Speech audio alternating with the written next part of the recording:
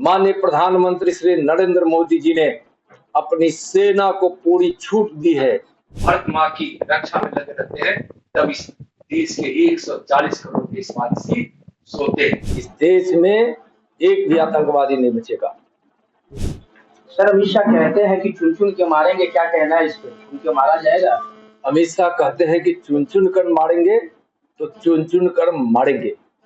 इस देश में एक भी आतंकवादी नहीं बचेगा।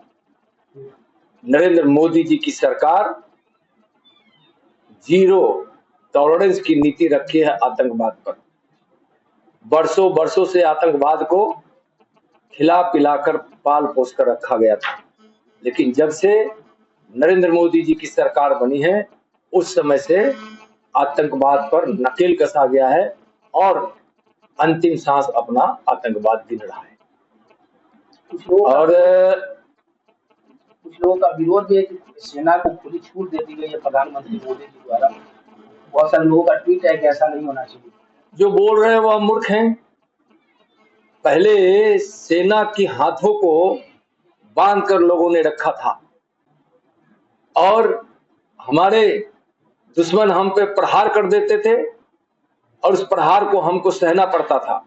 लेकिन आज माननीय प्रधानमंत्री श्री नरेंद्र मोदी जी ने अपनी सेना को पूरी छूट दी है कि आतंकवाद को समाप्त करने के लिए जो समय निर्धारित करना हो, जो स्थान निर्धारित करना हो और जब निर्धारित करना हो, खुली छूट है। आज देश की सीमा पर हमारी सेना, हमारे जवान जो सीमा सुरक्षा प्रहरी के रूप में है, सारे के सारे लोग बुलंदी के साथ आज दुश्मनों का जवाब दे रहे हैं। तो सेना की हाथ बांधने वाला कोई भी देश अपनी सुरक्षा नहीं कर सकता, इसलिए देश की सेना के हाथ बांधे नहीं जा सकते हैं। सेना जब जागती है, जब पहाड़ों पर ऊंची चोटियों पर रेंगती है, जब समुद्र की गहराइयों में डुबकी लगाती है, जब 40-50 माइनस डिग्री में जब वह कप कपाती हुई ठंडी हवा बर्फीली क्षेत्रों में जब वह जगती है, काम करती है और जब 40-50 डिग्री तापमान शून्य से ज्यादा भी जाकर हमारी सेना डटकर अपनी सेवा देती है।